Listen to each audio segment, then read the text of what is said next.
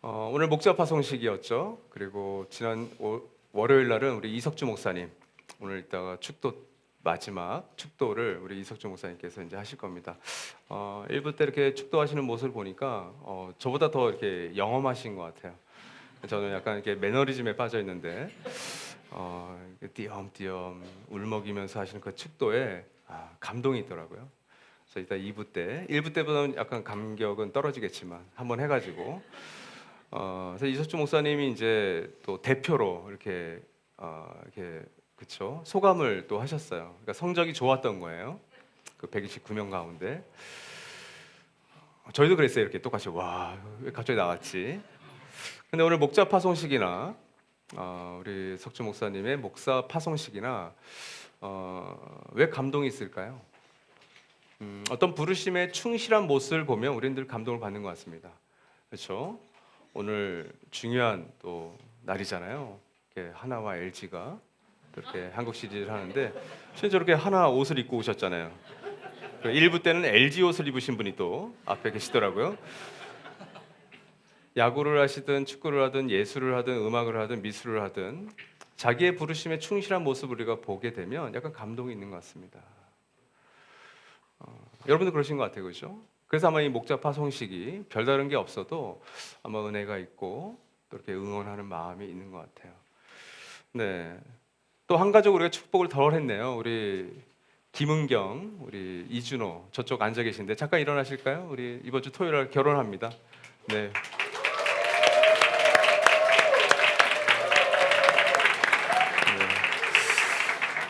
우리 두 형제 자매는 비혼을 선택하지 않으시고 이제 결혼을 선택하신 어려운 결정을 하셨잖아요. 그 부르심에 충실한 모습이 얼마나 아름다운지 가족식으로 간략하게 결혼을 하지만 우리 가족들의 사랑을 담아서 축복하고 싶어요. 근데 왜 그렇게 감동적일까 싶으니까 부르심을 받기 전 그 마지막 어떤 모습 그리고 부르심을 받은 이후에 새로운 시작이 공존하는 자리여서 은혜가 있는 것 같아요. 그래서 우리 석주 목사님의 부모님도 오셔서 이렇게 축복해 주시고 이젠 내 아들로서가 아니라 이제 목사로서 아들을 보는 거죠. 오늘 디도서도 드디어 마지막이 되었습니다. 이제 이 디도서를 통해서 마지막 바울의 서신이거든요. 이 디도서가 그가 썼던 마지막 서신이기도 하고 그가 이제 인생과 사역을 마무리하는 부분이 바로 이 부분인데 이 끝에서 또 새로운 영원한 나라라고 하는 그 시작점에서 사도 바울이 우리에게 어떤 이야기를 하는지를 오늘 함께 살펴보려 합니다. 우리 8절은 자매님들께서 9절은 형제님들 15절은 다 같이 읽도록 하겠습니다. 우리 자매님들 먼저 읽어주시죠. 시작. 이 말은 참됩니다. 나는 그대가 이러한 것을 힘있게 주장해서 하나님을 믿는 사람으로 하여금 선한 일에 전념하게 하기 바랍니다. 선한 일은 아름다우며 사람에게 유익합니다. 그러나 어리석은 논쟁과 족보 이야기와 분쟁과 율법에 관한 싸움을 피하십시오. 이것은 유익이 없고 헛될 뿐입니다. 분파를 일으키는 사람은 한두 번 타일러 본 뒤에 물리치십시오. 그대가 아는 대로 이런 사람은 옆길로 빠져버렸으며 죄를 지으면서 스스로 단죄를 하고 있습니다. 내가 아데마나 두기고를 그대에게 보내거든 속히 니고볼리로 나를 찾아오십시오. 나는 거기에서 겨울을 지내기로 작정하였습니다. 서둘러 주선하여 율법 교사인 세나와 아볼로를 떠나 보내주고 그들에게 조금도 부족한 것이 없게 해 주십시오. 우리의 교우들도 절실히 필요한 것을 마련하여 줄 수 있도록 좋은 일을 하는데 전념하는 것을 배워야 합니다. 그래야 그들은 열매를 맺지 못하는 사람이 되지 않을 것입니다. 다 같이 나와 함께 있는 모든 사람이 그대에게 문안합니다. 믿음 안에서 우리를 사랑하는 사람에게 문안하십시오. 은혜가 여러분 모두에게 있기를 빕니다. 아멘. 8절에서 11절에서는 이 바울이 디도에게 어떤 신학적으로 마지막 말을 하고 있는 장면이고 12절에서 15절까지는 그야말로 편지의 결론 부분, 별개 의미가 없이 늘 또 비슷한 말들을 하는 부분입니다. 이 두 부분을 통해서 오늘 같이 좀 메시지를 보려고 하는데요. 먼저 디도에게 남긴 마지막 부탁은 세 가지로 요약이 된다고 봅니다. 각각의 단어들을 제가 뽑아온 건데 먼저 따라하시죠. 힘써라, 8절 보시면 이 말은 참되다라고 시작되는데 이것은 1장 8절에서 이미 첫 번째 쓰여졌었죠. 크레타 섬의 사람들이 어떤 종류의 사람들인지, 그들이 어떤 성향인지, 게으름뱅이고 그리고 악한 짐승이고 그리고 또 뭐가 있었죠? 거짓말쟁이다. 이것을 진짜 확신했죠. 이거 진짜야. 이 사람들 진짜 이래. 근데 이 부분에서는 뭐가 진짜라고 하고 있나요? 예, 복음. 그가 지난주에 설명했던 또 그 전에 설명했던 이 복음이 진짜다. 이 말은 진짜 참되다. 그러면서 이어서 이러한 것을 힘있게 주장해라. 이러한 것은 단수입니다. 이러한 것, 복음의 내용, 복음, 이 하나님 나라의 복음, 십자가의 은혜, 이 복음은 진짜다라고 얘기하면서 이걸 힘있게 주장해라 이렇게 되어 있어요. 힘있게는 확신 있게, 담대하게입니다. 그렇죠? 우리 이석주 목사님께서 떨리는 목소리로 소감을 얘기했지만 그 안에는 담대함이 있었어요. 전도사와 목사되는 뭐 한 끗 차이일 수도 있겠지만 목사라고 하는 그 부르심에 본인이 응답하는 뭐 하고 많은 직업이 있잖아요. 우리 석주 목사님도 그 직업을 선택할 수 있었습니다. 건축학도 오셨잖아요. 근데 왜 그 선교단체에서 무급 간사로, 자비랑 간사로 그러다 10년이 지나서 이제 목사로의 부르심에 응답한 겁니다. 근데 그 안에는 확신이 있었던 거예요. 담대함이 있었던 거예요. 남성 목사님도 마찬가지죠. 여성으로서 군 생활을 하면서 목사로서의 그 부르심에 떨리지만 그러나 그 안에는 단단한 어떤 하나님의 부르심에 대한 응답이 있었던 거죠. 다른 사람은 이해 못하는 확신이 있지 않습니까? 여러분 지금 있는 어떤 상황, 내가 지금 이 사람을 선택한 그 이유, 내가 이 환경 속에 그래도 버티고 살아가는 그 마음, 바로 그것이 여기서 힘있게라고 하는 단어에 포함되어 있는 거죠. 교회는 이 복음이 얼마나 아름답고 영광스럽고 정말 풍성한가를 전해야 하는 곳이 바로 교회인 겁니다. 그리고 이 8절의 후반부는 히나라고 하는 헬라어, 목적절로 이어져요. 왜 이 복음을 그러면 힘있게 우리가 주장하고 전해야 되는가, 전달해야 되는가? 이런 목적 때문인데 그 목적이 뭐냐면 하나님을 믿는 사람으로 하여금 선한 일을 전념하게 하기 위해서라고 되어 있어요. 이 앞부분 하나님을 믿는다라고 하는 건 바른 신학이죠. 우리가 늘 바른 신학을 주장하는데 이 신학, 이 바른 복음에 우리는 늘 천착해야 돼요. 그러나서 이 바른 실천이 뒤에 나오죠. 선한 일에 전념한다. 디도서는 제가 강의 안에 써드렸죠. 선한이라고 하는 단어가 10번 등장해요. 그러니까 이 짧은 3장에 10번의 단어가 등장한다는 건 이걸 굉장히 강조하는 거죠. 좋은 혹은 선한, 하나님 보시기에 심히 좋은 이런 뜻이죠. 이 선한 일에 전념해라. 전념은 힘써라, 헌신하라는 뜻입니다. 우리가 이 일들에 힘써야 된다는 거죠. 여러분 교회사와 세계사는 바로 교회와 크리스찬이 이 선한 일에 힘썼던 역사예요. 불행하게도 악한 일에 힘썼던 일들도 분명히 있었습니다. 나들목 꿈꾸는 교회도 그렇게 될 겁니다.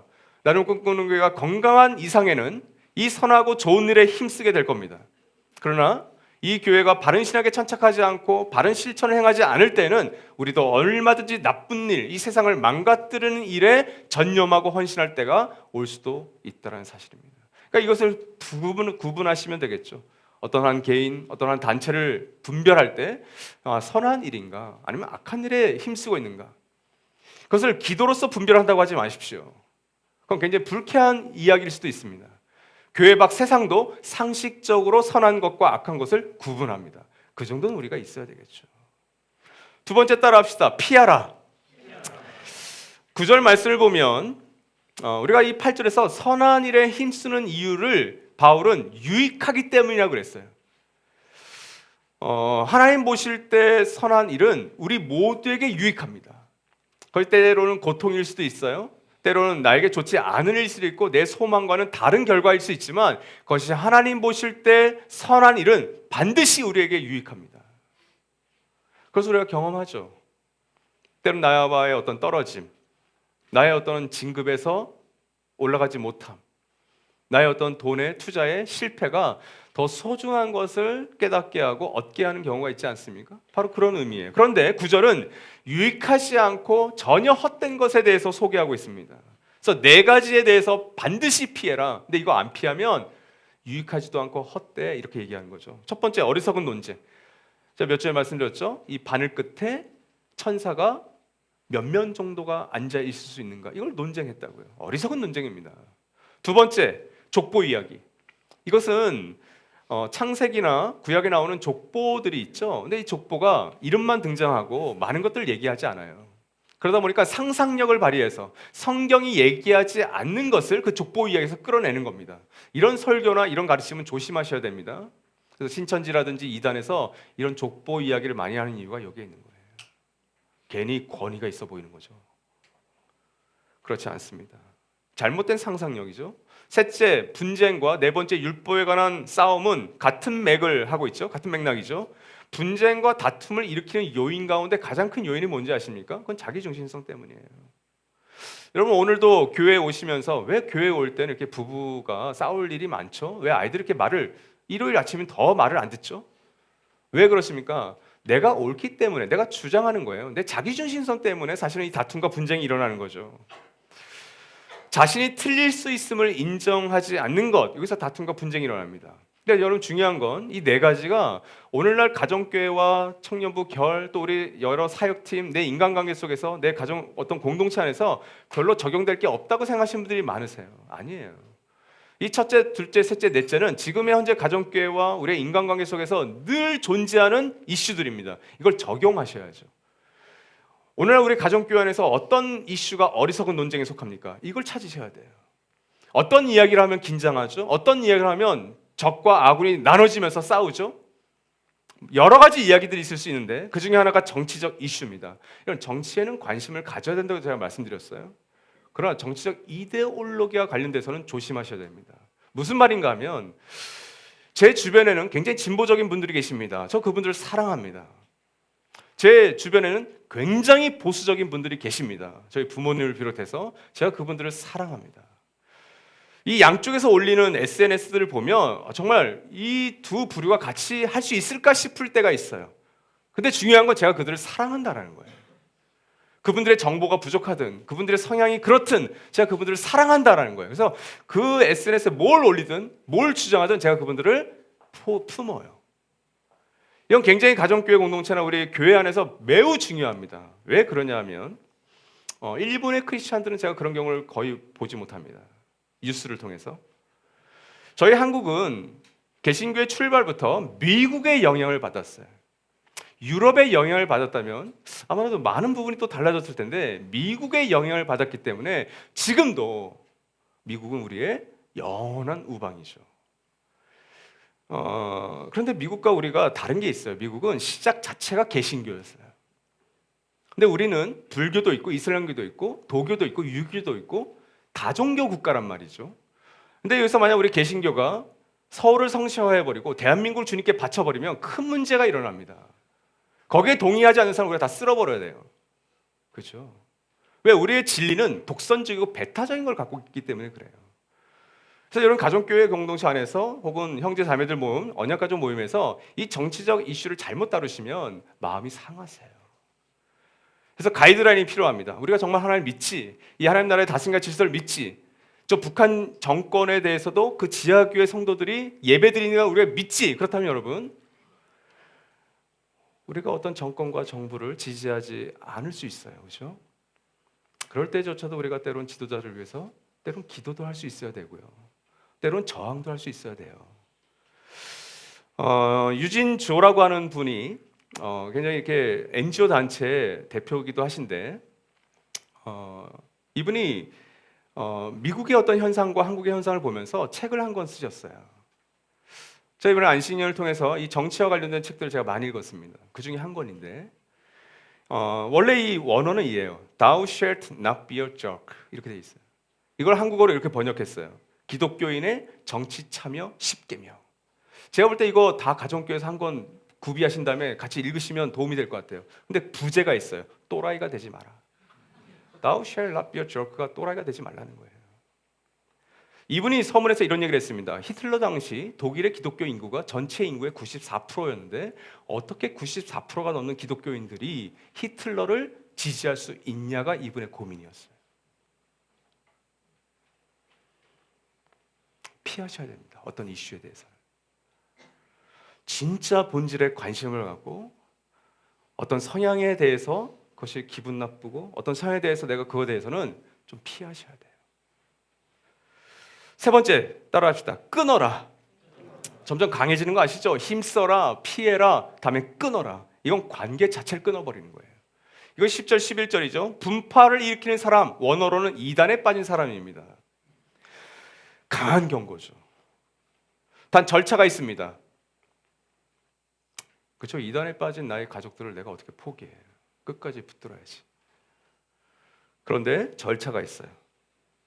한두 번 타이르고 본 뒤에 물리쳐라. 무슨 말이에요? 첫 번째 찾아가라. 설득해야죠. 대화도 나눠야죠. 두 번째 또 찾아가라. 설득하죠. 대화 나누죠. 너 이러면 안 된다. 근데 세 번째가 뭐예요?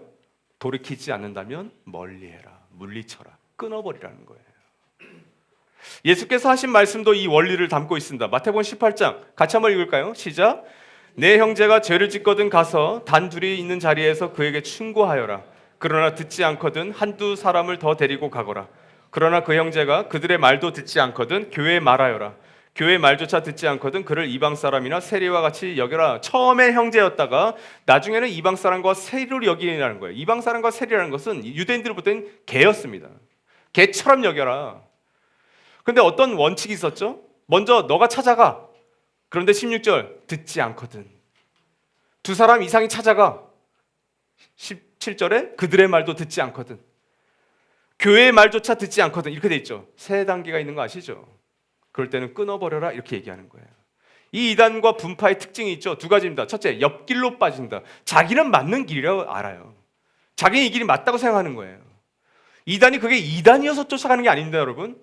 그게 진리라고 생각하는 거예요. 근데 옆에서는 알죠, 보면. 야, 저거 이상한데. 그래서 장기나 바둑을 둘 때, 체스를 둘 때 옆에 있는 분들이 훈수를 잘 두는 이유가 옆에 있어서 그래요. 정작 거기 앉으면 못해요. 두 번째 뭡니까? 스스로 단지한다. 이건 양심의 소리조차 듣지 않는다는 거예요. 더욱 어떻게 돼요? 강화되어 갈 뿐이에요. 여러분이 반대하면 반대할수록 그 분파와 이단에 빠지신 개인과 그 공동체는 더 강화됩니다. 왜 여전히 문제가 많은 것 같은 신천지와 통일교와 여러 이단 단체들이 왜 더 강화되고 그거는 열정적인 예배를 드릴까요? 저와 여러분이 반대해드려서 그런 거예요. 그냥 무신경하면 그냥 제풀에 지칠 텐데 우리가 반대하기 때문에 더 애써 힘을 내는 거예요. 이게 맞구나. 이것이 분파의 특징입니다. 그러면 사도 바울은 마지막 12에서 15절에서 네 가지의 어떤 권면을 하고 있는 것 같아요. 그 네 가지의 권면을 통해서 이 은혜학교에 입학해서 수학을 하고 이제 졸업을 해서 이 은혜학교의 이름을 빛내야 될 우리 나도 꿈꾸는 공동체에 주시는 네 가지를 살펴보려고 합니다. 첫째는 길러내야 됩니다. 공동체 안에서. 뭘 길러내겠어요? 사람을 길러내는 거죠. 12절 말씀을 보시면 내가 아데마나 두기고를 그대에게 보내거든 속히 니고볼리로 나를 찾아오십시오. 나는 거기에서 겨울을 지내기로 작정하였습니다. 자, 1장 5절에서 우리가 처음으로 돌아가 보십시오. 디도에게 남은 일들을 정리할 것을 요청합니다. 그 남은 일들 가운데 하나가 감독과 장로, 지도자를 세우는 거고 사꾼 지도자들에 대해서 경고하는 거였죠. 근데 바로 이 12절 말씀이 그 남은 일들을 정리하는 것에 대한 요청의 이유예요. 왜 그 남은 일들 정리를 요청했냐면 너가 나를 만나러 와야 되기 때문인 거예요. 디도 너가 나에게 와라, 속히라고 하는 단어에 절박함이 담겨 있는 겁니다. 니고볼리에서 바울은 겨울을 나기로 했어요. 겨울은 어떤 시즌이죠? 저도 겨울이 뭐 쉽지 않은 시즌인데 전 추위를 많이 탑니다. 여러분 겨울은 추워요, 그렇죠? 이 가을이 너무 짧지 않습니까? 기후 위기에 영향일 수도 있겠지만 심정적으로 더 짧아요. 주중에 이제 영하까지 떨어진다면서요. 그럴 때 여러분 언제 따뜻함을 느낍니까? 붕어빵 사 드실 때, 잉어빵 사 드실 때, 따뜻한 아랫목에 들어가 있을 때, 저는 따뜻한 사람들과 만날 때 따뜻함을 느껴요. 어떤 사람과 먹고 마실 때, 어떤 사람과 라면이라는 것을 먹고 어떤 사람과 백반 하나를 먹어도 그 사람과 함께 시간을 보낼 때 따뜻함을 느낍니다. 집엔 왜 들어가세요? 집엔 그 따뜻함이 있잖아요. 그 따뜻함이 없는 집이란 사실 끔찍한 겁니다. 사도 바울이 그랬던 거예요. 정확한 이유를 알 수는 없지만 아데마와 두기고입니다. 이 두 사람을 크레타 교회들에게 보낼 테니 그들에게 일을 맡기고 넌 나에게 와. 이게 바울의 요청이에요. 여기서 건강한 공동체의 어떤 특징을 보게 됩니다. 디도의 빈자리를 이 아데마와 두기고 이 두 사람이 대신한 것처럼 어떤 리더, 어떤 사람, 어떤 지도자의 그 일을 믿고 맡길 수 있는 사람들이 많은 공동체가 건강한 공동체예요. 지도자를 잘 키우고 적절할 때 잘 세워야 합니다. 그렇죠? 우리 2주 전에 목자 파송 받으신 박태진 목자님이 오늘 대표 기도를 하셨죠? 그리고 2주 후인 오늘 남수 목자님이 또 목자 파송을 봐줘. 감동적이지 않습니까? 누가 꾸민 것도 아닌데 박태진 목자님을 누가 대표 기도로 여기다 잡은 거죠? 성령께서 우리 경수 목사의 마음을 움직이셔서 완벽하지 않습니까? 거기에 우리 임대 형제는 눈물을 흘리고 감미료죠. 감미료. 하나님 갑자기 저에게 계시를 주신 것 같습니다. 한 몇 년 후에 우리 하나님 주신다는데 왜 너가 이렇게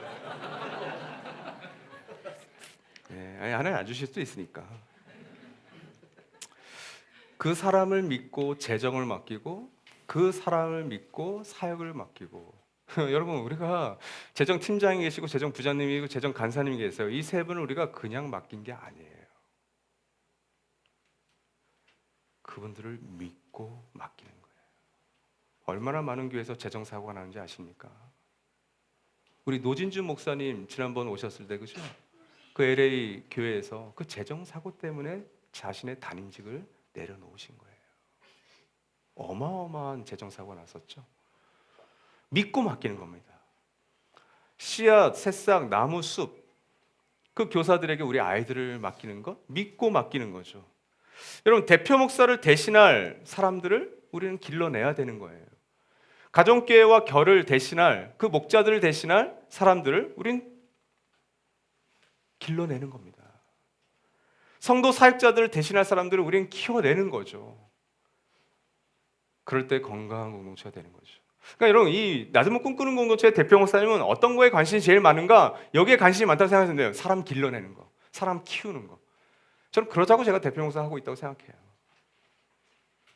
여러분 가정교회 안에서 여러분 대신할 사람들을 길러내셔야 됩니다. 우리 목사님들이 이제 잠깐 6개월 쉬는 텀이 있죠. 뭐 5년마다도 쉴 수 있고 더 짧게는 목사님들이 번아웃이 올 때 빨리 쉬어야죠. 그럴 때 여러분이 언약 가족들이세요? 하늘 가족들이세요? 목사님께서 불러다가 맛있는 밥을 해주면서 나 너 대행 목자 좀 시키려고 하는데 괜찮겠어라고 하면 여러분 뭐 하셔야 돼요? 뭐 기도하신다고 산기도 가지 마세요. 그냥 아멘하고 목사님 마음껏 쉬고 오세요. 가정교회 망하든 폭파되든 일단 믿고 맡겨주세요. 이게 순종이에요. 아란이 되어나? 저는 뭐 괜찮아요. 대행 목자는 그래도 돼요. 정식 목자는 조금 고민할 거예요. 우리 운영에서도 고민하고. 근데 대행 목자는 누구한테 시키든 나를 믿어주시는구나. 그렇게 생각하고 그냥 아멘으로 화답하시면 될 줄로 믿습니다. 아멘. 두 번째는 공동체 안에서 환대하랍니다. 13절 말씀을 보면 자 바울이 크레타 교회들을 위해서 아데마와 두기고 두 사람을 보냈다면 이번에는 크레타 교회들이 두 순회 지도자들을 떠나보내야 돼요. 근데 그 떠나보낼 때 조건 하나가 있어요. 자 율법교사 세나와 아볼로입니다. 세나는 잘 모르죠. 근데 아볼로는 어떤 사람의 유명 인사입니다. 사도행전과 고린도 전서에 등장하죠. 그 당시 학문의 중심지인 알렉산드리아라는 곳이 있었어요. 알렉산드리아 도서관이 있죠. 지금은 소실돼서 없죠.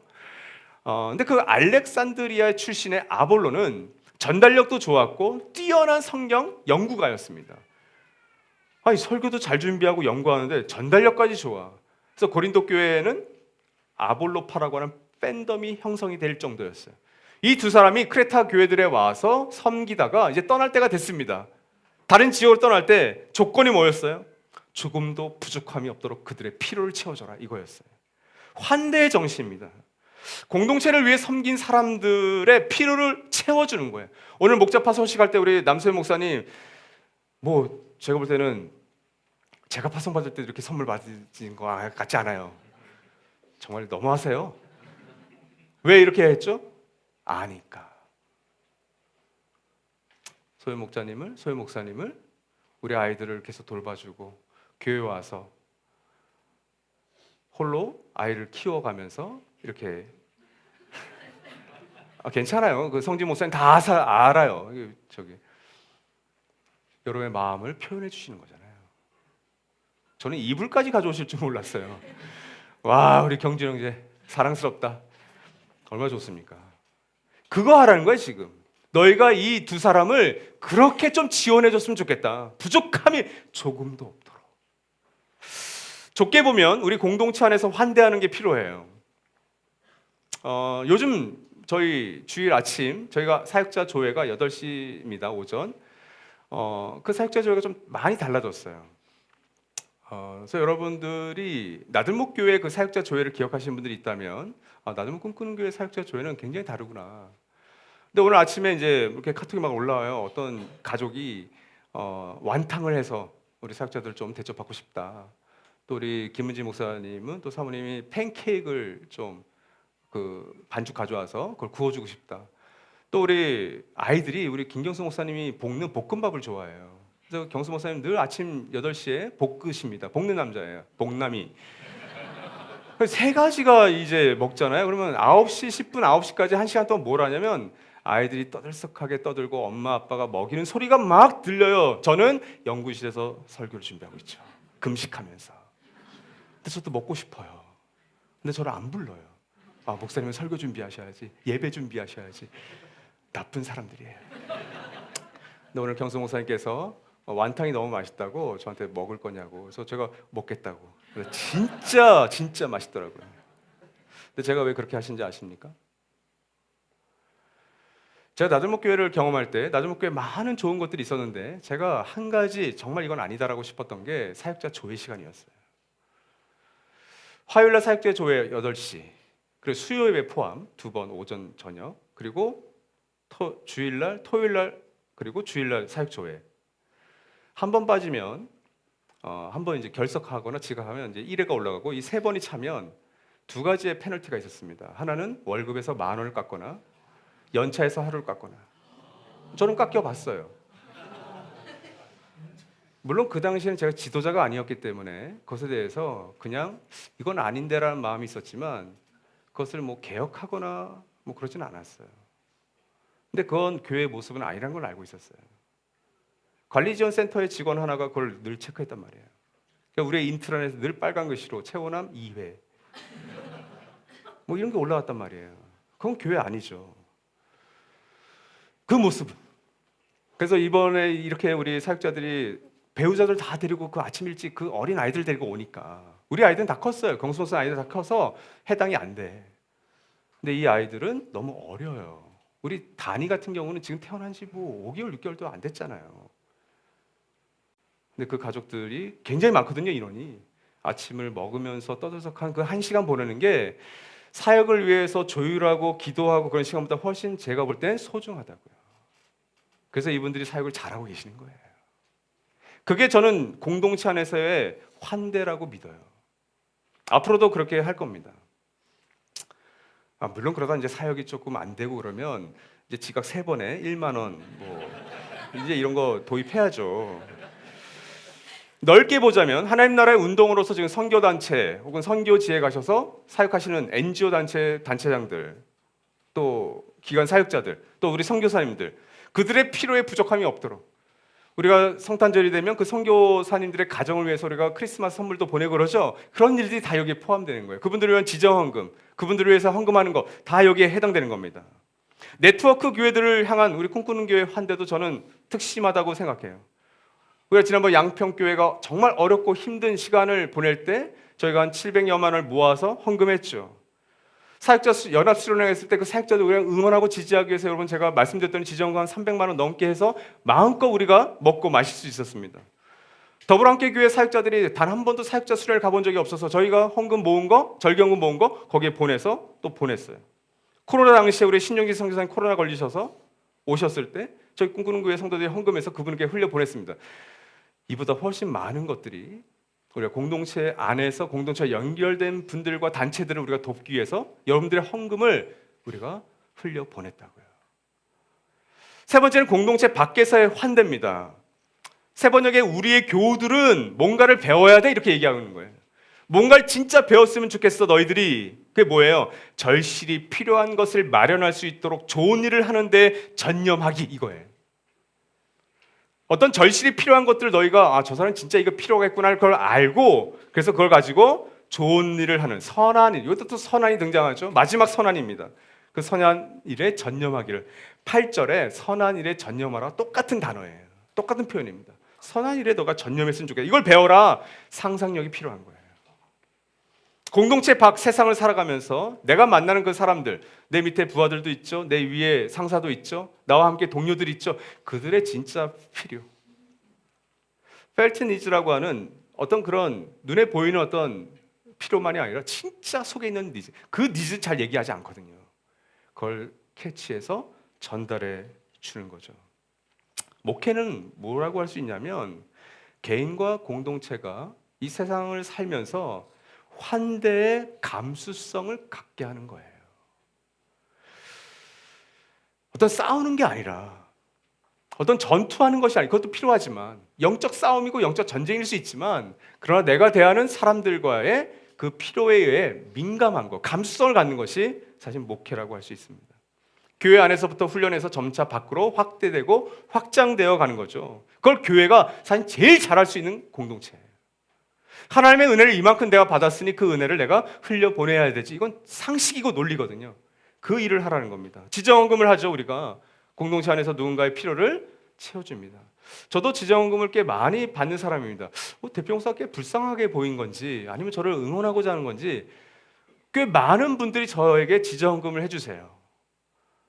부담감을 가지라는 게 아닙니다. 그게 너무 감사해요. 정말 감사해요. 아마 여기 지정금을 하신 분들 또 받으신 분들이 꽤 되실 거예요. 부서별로도 아마 그것들을 많이 받으셨을 겁니다. 그건 우리 훈련이에요. 구제연금과 절기연금을 통해서 우리가 공동체 밖에 흘려보내는 거. 그렇죠, 여러분? 오늘 쌀 이렇게 참 이 세모 모양으로 잘 쌓아놓으셨잖아요. 제가 이번에 목자 단톡방에 제 전화번호를 넣었어요. 그렇죠? 택배 하시는 분들이 전화번호 필요하잖아요. 수요일인지 목요일인지 새벽 한 6시 30분 정도에 저한테 전화가 왔어요. 그래서 아내가 이거 받으라고. 알람도 아닌데 이거? 택배 기사님이셨어요. 우리 교회 구조를 아는. 그래서 본인이 늘 저 청마루 4층에 뭔가를 갖다 줬는데 주소가 여기라는 거예요. 영가치 2층인데 여기 교회 없잖아요. 제가 그 아침에 기사님 거기도 교회가 맞습니다. 2층에다 올려주시면 너무 감사하겠습니다. 끊었어요. 한 열 몇 통이 저한테 온 거예요. 배송 중, 배송 완료. 요 쌀들이 지금 다. 근데 정말 기쁘고 행복했어요. 정말 행복했다니까요. 앞으로 교회 뭐 보낼 일 있으면 제 번호를 넣으세요. 이웃과 함께하는 성탄은 뭡니까? 성탄의 그 기쁨을 우리가 이웃과 함께 나누고 싶다는 거잖아요. 그래서 가정교회 안에서 청년부 결 안에서 우리만 기뻐하는 것이 아니라 이 기쁨을 같이 나누자. 몸부림치는 거죠. 애써 보는 거죠. 이 일들이 공동체 밖에서의 환대입니다. 세상 속에서 선한 일을 하는 우리 따밥이라는 단체를 돕죠. 그리고 그 따밥에서 하는 일들을 우리가 몸으로도 참여하는 것. 바울은 이런 일을 하지 않는 교회를 14절 하반절에서 이렇게 얘기했습니다. 열매를 맺지 못하는 사람들. 저는 나중에 꿈꾸는 공동체가 열매를 맺지 못하는 교회가 되기를 원하지 않아요. 우리 꿈꾸는 교회의 지도자들은 바로 이 일에 힘써야 되는 겁니다. 우리 가정교회가, 우리 청년부가, 우리 사역팀이 이런 열매를 맺게 하는 그런 공동체가 되게 하는 거. 제가 나들목 교회에서 청년부를 할 때부터 우리 청년들이 뭘 그렇게 싫어했냐면 농촌 선교 가는 걸 그렇게 싫어했어요. 고생스러우니까, 힘드니까. 그래서 제가 사역을 그만두고 그 다음 임원들이 농촌 선교를 없애버렸죠. 저는 그 청년부가 잘 될 거라고 생각하지 않습니다. 저주하는 게 아니라 우리도 마찬가지라는 거예요. 해운교회 여름마다 워터파크 하는 거 쉽지 않죠. 어려울 거예요. 그럴 때 리더들은 고민하셔야 됩니다. 청년부 목자들은 자기를 굉장히 돌아보셔야 돼요. 우리가 이걸 안 할 만큼 우리가 뭔가를 하면 좋은가? 그것이 열매를 맺는 일인지 열매를 맺지 않는지를 고민하셔야 될 겁니다. 그래서 저는 하나님과 이웃의 필요를 무시하는 눈과 귀와 마음은 불행한 거예요. 저는 절대 거기에는 행복이 없다고 생각합니다. 그래서 우리의 눈을 열어달라고, 그리고 상상력을 좀 부어달라고 기도하고 행동하는 저와 여러분 되시길 바랍니다. 마지막은 따라합시다. 교제하라. 사랑 안에서 교제하는 겁니다. 15절에. 자, 바울은 겨울을 나기 위해서 디도가 오기를 원했는데 특별한 목적을 밝히지 않지만 추측할 수 있는 게 있어요. 이전에도 바울은 디도가 와서 위로를 받았던 적이 있는데 그것이 고린도 후서 7장 6절 7절에 잘 나와 있습니다. 같이 읽겠습니다. 시작. 시리에 빠진 사람을 위로해 주시는 하나님께서는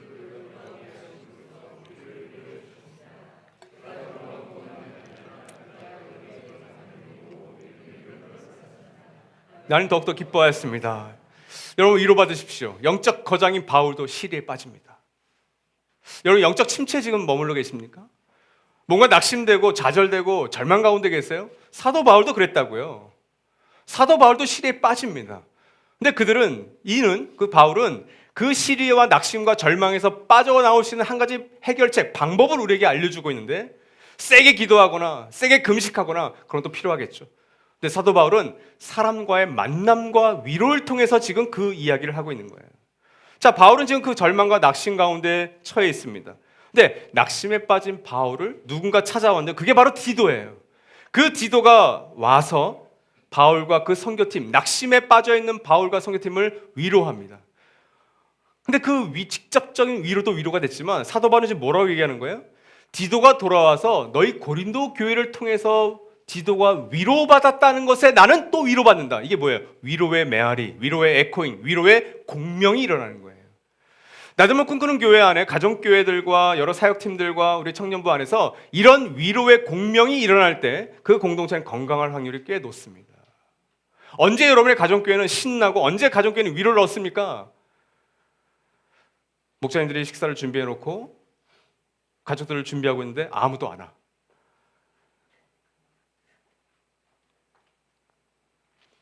그때는 옆에 계신 마을 목자님들과 그 자녀들이 위로를 해 주시면 돼요. 근데 어느 날은 이 가족이 목사님 저희 이거 너무 먹었는데 너무 맛있어서 이거 목사님만 꼭 드세요. 이거 남편 목사님은 주지 마세요. 저희 집 얘기가 아닙니다.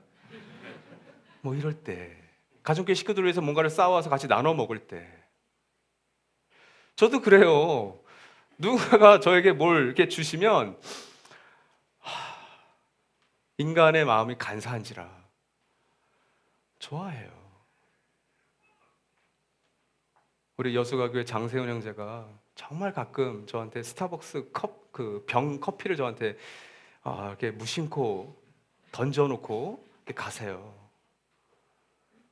그럼 저는 그거를 또 안 먹어. 한 2달을 제 책상 위에 올려놓고 그걸 바라보면서 이게 세훈 형제의 사랑이구나.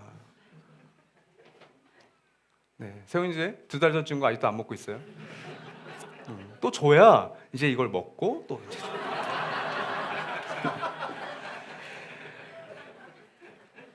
여러분 지금 디도는 바울은 이 이야기를 하고 있는 거예요. 그러면서 그 위로의 끝이 뭐예요? 나는 더욱더 기뻐했다. 디도서 마지막은 바로 이런 종류의 위로와 기쁨을 얘기하고 있는 겁니다. 자, 바울과 다른 성도들의 문안을 디도에게 전한 거예요. 그래서 바울이 뭐라고 해요? 디도야, 나의 문안과 이 선교팀의 문안을 너의 회중에게도 전해줘. 위로의 공명이 일어나게 하고 있는 겁니다. 여러분 저는 우리 이 자리에도 저와 미국에서 함께 사역했던 제자죠. 지금은 어엿한 이제 결혼한 사람들이 돼서 저랑 이제 같은 급인데 이 청년 사역을 할 때 저희 성도들과 매 학기 마지막에 늘 저희의 루틴이 하나 있었는데 그게 뭐냐면 이렇게 포옹을 해주는 거. 한 학기 동안 정말 했었다. 유학생으로서 이렇게 정말 개고생했는데 이제는 말이 편한 한국 가서 잘 쉬고 와라. 그래서 이게 저희 방법이 있어요. 한 100여 명이 1시간 반, 2시간 동안 이렇게 서로 포옹을 해줍니다. 애썼다. 근데 특히 우리 여성들께서 이게 감수성이 폭발하시잖아요. 그러니까 자기의 삶을 아는 거예요. 뭐 누구랑 헤어졌는지, 누가 만났는지, 어떤 어려움이 있었는지, 성적이 잘 났는지. 이게 아니면 막 3분 동안 가만히 있어요. 막 울고 막. 이제 제가 가서 홍기야, 지금 정체됐잖아. 나중에 더 해. 근데 그 한 2시간을 해요. 그게 루틴이었어요. 저희 옛사랑교회였습니다, 이름이. 저희 담임 목사님께서 만든 법칙이 뭐가 있었냐면 밥 먹기 전에 모든 성도가 손잡고 예수 사랑 나의 사랑 이 노래를 하고 대표 기도하고 밥 먹는 게 저희의 전통이었어요. 그걸 우리 꿈꾸는 교회에서 못하는 건 굉장히 아쉽습니다. 우리 전가족 여름 수련회 때 둘째 날 밤엔 그거 하죠. 같이 좀 포옹도 해주시고 학교도 하시라고. 여러분 가정교회에서 그런 일을 많이 하셔야 돼요. 가정교회 다 안 오고 한 가정만 왔어, 한 명만 왔어. 그날 헤어지실 때는 포옹하세요. 우리가 지키자. 너가 진짜다. 우리 목자님들은 그렇게 하십니다. 목자 기도회 때 가끔 우리 목자님들은 서로를 알아요. 그래서 목자기도회 마지막 때는 우리 옆에 계신 목자님들 서로 좀 포옹합시다. 그럼 그때 어떤 목자님들 여기 뭐 김진영 여기 여러 자 목자님도 같이 또 울죠 또. 근데 그렇게 하셔야 된다고요. 그게 사랑의 교제고 은혜의 교제. 오늘 성경에서는 문안이라고 하는 거예요. 네트워크를 하는 의미도 저는 여기 있다고 봅니다. 그건 교제예요. 11월에 박정호 목사님과 우리 유희서 목사님이 두 분의 목사님이 우리 공동체에 찾아올 겁니다. 그분들을 환대해 주십시오. 조금도 불편함이 없도록 여러분들이 응원도 해주시고 또 아멘도 해주십시오. 네트워크 목자 수련회, 언약가족 수련회, 네트워크 전가족 여름 수련회가 있다면 그때 우리가 이런 허깅을 하고 포옹을 하는 겁니다. 언약가족 공동체 안에서 그렇게 하십시오. 우리 먼 타지에 있었던 우리 충효 연재 가족이 한 달 동안 나도 꿈꾸는 교회에서 예배드리는 이유가 어디에 있을까요? 문안하려고 오신 거예요. 그쵸? 충효 형제님. 네. 이러다가 이제 마지막 떠나기 전에 뭐 또 떡을 또 나누겠다, 뭐 성난 예담이 우리 동참하겠다, 뭐 좋아요. 뭐 이미 그런 마음을 갖고 있을 텐데 괜찮아요. 제가 드리고 싶어요, 제가. 너무 감사하지 않습니까? 와서 고향 같은 이 공동체에서 자기의 문화를 나누고 안부를 같이 나누는 거. 이 노래를 기억하십니까? 빛나는 졸업장을 타신 언니께. 빛나는 졸업장을 타신 언니께. 이걸 기억하시는 분들은 굉장히 올드한 세대세요. 제가 사역을 하면서 사실 제 아이들의 졸업식을 거의 가본 적이 없습니다.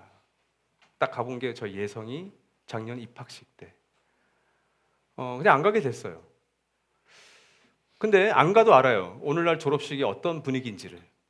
근데 끈끈한 학교들, 그리고 이런 전통이 남아있는 학교들은 좀 달라요. 그리고 옛날에 분명히 달랐어요. 송설하고 답설하고 서로 눈물을 흘리고 서로 축복해주는 졸업식이 있었다고요. 사랑하는 여러분, 꿈꾸는 교회라고 하는 공동체의 무대에 여러분이 등장하셨어요.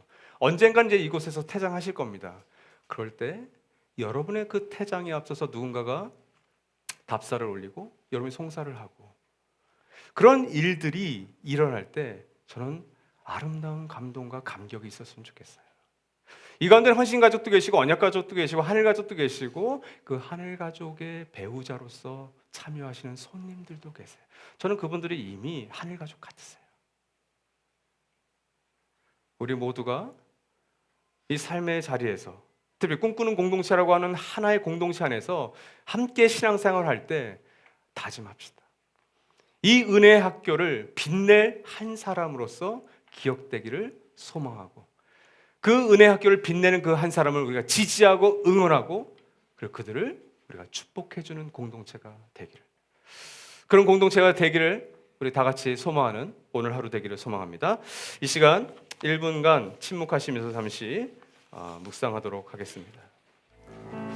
이제는 우리 주 예수 그리스도의 놀라우신 은혜와 하나님 아버지의 다함이 없는 그 사랑하심과 성령 하나님의 감화교제 역사 충만하심이 오늘 이 자리에 모여서 함께 예배드리며 복음에 기초한 아름다운 교회, 선한 교회를 세워가기 위하여서 애쓰고 수고하며 자신을 공공재로 드리기로 결단하는 우리 나들목 꿈꾸는 교회 모든 가족들 머리머리 위에와 이들의 삶터와 일터, 삶의 모든 현장 가운데 영원토록 함께하여 주시기를 간절히 축원하옵나이다. 아멘.